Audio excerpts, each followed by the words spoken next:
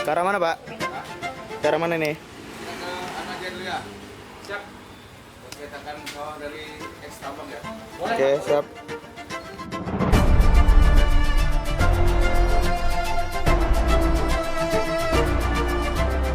Kita bersama-sama merumuskan pasca penutupan tambang, RPT-nya itu, rencana penutupan tambang itu tentunya kita harus membuatkan kami salah satu usulannya itu perkebunan jagung, percetakan sawah, ada pembuatan embung, dan itu kita sampaikan ke kabupaten dan atas dukungan kabupaten dan juga kooperatifnya PT Kitadin, jadi program itu bisa terlaksana. Dan ini tahun ini sudah ada yang panen ketiga, ada yang panen kedua kalinya sudah. Kami di sini karena sudah merasa senasib sepenanggungannya dari awal kita bersama-sama di sini, sehingga kita bersama-sama dengan kesadaran diri menjaga keharmonisan, kerukunan dan kedamaian di Desa Kertabuana itu sendiri.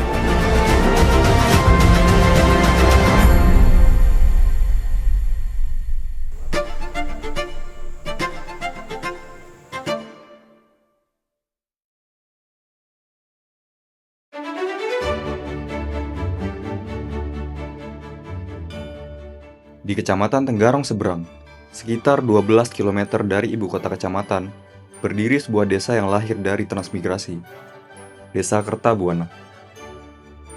Pada tahun 1980, gelombang pertama transmigran tiba di tanah yang kala itu masih berupa hutan lebat. Mereka menyebutnya lokasi L4, sebuah titik kosong di peta yang perlahan-lahan mereka isi dengan kehidupan. Bagaimana sejarah terbentuknya Desa Kertabuana dan bagaimana identitas budaya multikultural terbentuk di tanah Desa Kertabuana ini. Perkenalkan, saya nama Idewa Ketut Adi Basuki, Kepala Desa di Desa Kertabuana. Awal mula terbentuknya Desa Kertabuana ini adalah awal kami datang ke sini transmigrasi dari Pulau Bali, Jawa, dan Lombok. Itu tepatnya di tanggal 24 Oktober 1980. Dan kami di sini hidup di transmigrasi ini sebelum menjadi desa definitif. Itu kami desa persiapan, kami masih ikut Desa Embalut sebagai desa induk kami. Dan di tahun 1983 Desa Kertabuana itu menjadi desa definitif. Oke, baik. Sekitar 250 kepala keluarga asal Bali membuka lahan, mendirikan pura, dan membangun fondasi identitas yang hingga hari ini masih kokoh berdiri. Kini, Desa Kertabuana dihuni oleh sekitar 5.625 jiwa dengan beragam suku di dalamnya. Suku Bali menjadi mayoritas dengan sekitar 65%, disusul warga Sasak dari Lombok, serta kelompok-kelompok lain dari Jawa, Bugis, Kutai, hingga Dayak. Sampai pada tahun 1990-an, desa ini dikenal sebagai salah satu sentra padi unggulan di Kabupaten Kutai Kartanegara hingga Kalimantan Timur.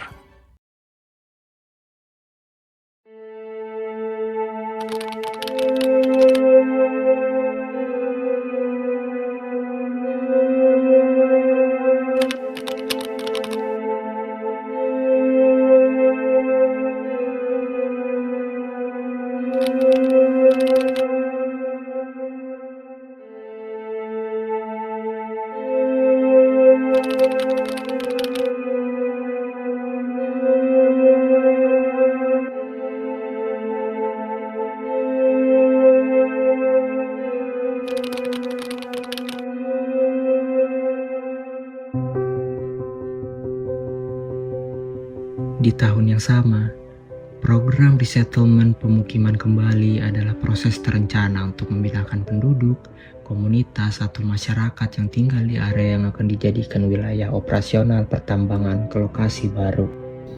Tahun 2003 itu sempat ada program yang namanya resettlement, program dari Kitadin untuk bedol desa. 2003 itu pada saat awal masuk ya Pak? Bukan, itu perusahaan Kitadin lagi mulai besar-besarnya proses tambang terbuka. Itu memang ada namanya program resettlement.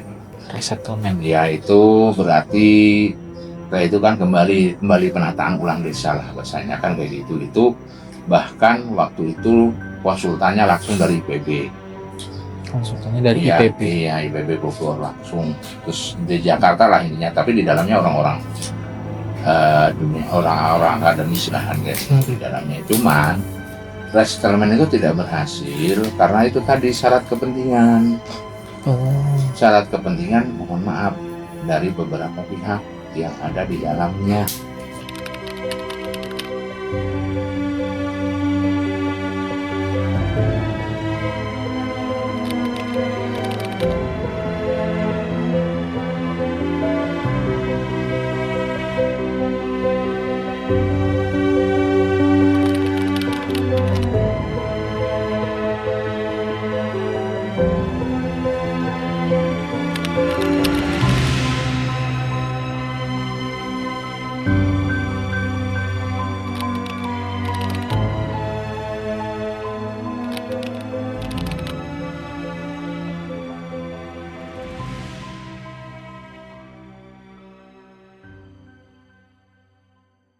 Oleh sebab itu, kelompok kami melakukan riset dan wawancara langsung kepada nyaris seluruh elemen masyarakat yang ada untuk mencari tahu bagaimana perkembangan keadaan desa Kertabuana setelah proses konsesi tambang, bagaimana pertanggungjawaban dari PT Kitadin dan peranan pemerintah desa setempat. Di sana, selain kami bertemu dengan Sekretaris Desa, Pak Hari Kurnia Wibawa, dan Bapak I Dewa Ketut Basuki, selaku Kepala Desa Kertabuana, kami juga diberikan kesempatan untuk melihat sawah dan pura dengan pendampingan Ketua Badan Permusyawaratan Desa, Bapak Yasin. Bersama Pak Yasin, kami melihat total lahan eks tambang yang sudah direvegetasi oleh PT Kitadin, dan kini dikelola oleh 7 kelompok tani dengan luasan lebih dari 70 hektar. Kami menelusuri sebagian kecil dari hamparan lahan sawah bekas lubang tambang terbuka yang pernah mencapai elevasi 75 meter.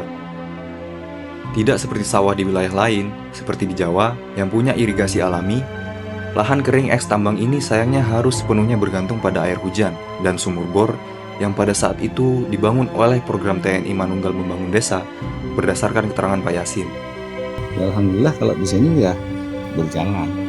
Cuma kan sekarang program 3 kali panen ini yang kita kejar gitu loh. 1 tahun 3 kali ini kan berdua, 1 tahun 2 kali panen. Kayak di Jawa kan 3 kali, ya kan? Di 1 tahun itu 3 kali panen.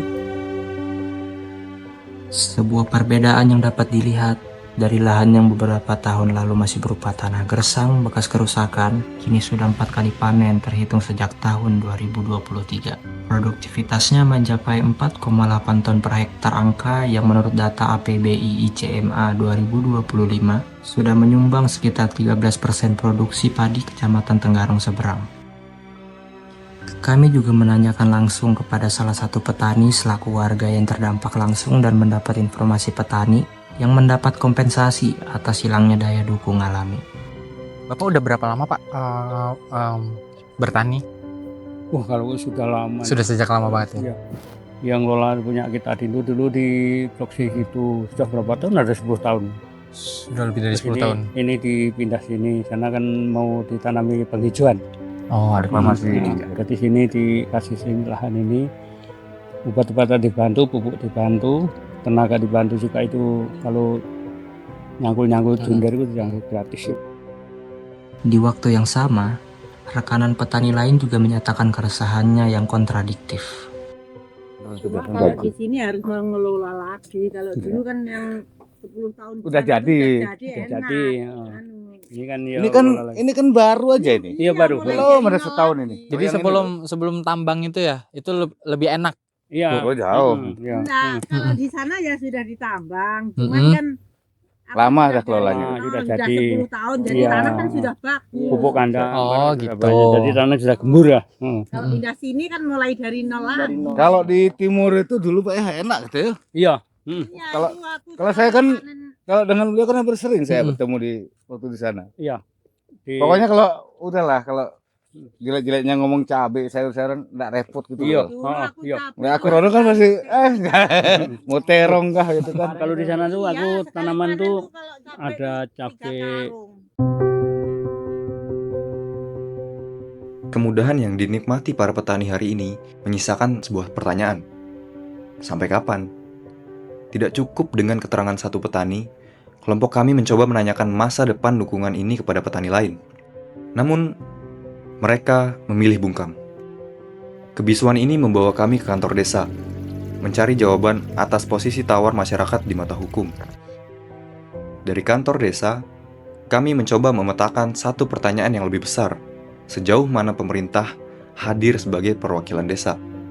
Masuknya industri ke Kertabuana menciptakan pola komunikasi yang searah. Di sini, pemerintah desa seringkali hanya menjadi penerima manfaat akhir dari keputusan-keputusan besar. Kalau bicara fungsi kontrol, kita nggak punya fungsi kontrol. Karena kita dalam hal ini terkait dengan apa yang dijanjikan hanya penerima manfaat. Diposisikan hanya penerima manfaat. Dan pemegang kontrolnya ada di pemerintah pusat, Pak? Pemerintah dalam hal ini pemerintah daerah. Oh, pemerintah daerah. Ya, pemerintah daerah. Kontrolnya apa yang disampaikan dijanjikan perusahaan, kami hanya penerima manfaat. Seandainya ada ketidaksesuaian dengan yang dijanjikan, kami hanya bisa memohon. Ketidakterlibatan dalam meja perundingan ini berdampak pada lemahnya taring desa dalam mengawal janji-janji perusahaan. Tanpa wewenang hukum, surat permohonan menjadi satu-satunya senjata yang tersisa. Sadar bahwa mereka tidak bisa berjalan sendirian dengan kewenangan yang terbatas, desa mulai merajut jaringan dengan pihak-pihak yang memiliki keahlian teknis. Tentunya dari Pemkab Kuta juga ada melalui Dinas Pertanian mengadakan penyuluhan. Melalui penyuluh kami juga di lapangan sangat aktif. Sangat aktif karena juga sebelum itu memang diserahkan oleh ke masyarakat untuk digarap, dari dinas terkait itu mengadakan penelitian, juga bekerja sama dengan Unmul mengadakan penelitian bahwa areal tersebut layak untuk ditanami. Dan Jadi ada penelitian terdahulunya ya Pak ya? Kolaborasi ini menjadi krusial untuk membuktikan bahwa lahan yang pernah dikeruk hingga kedalaman 75 meter ini masih memiliki harapan untuk kembali hijau. Validasi ilmiah dari para akademisi tersebut tidak akan berarti apa-apa tanpa adanya tangan-tangan yang siap mengelola tanah secara terorganisir.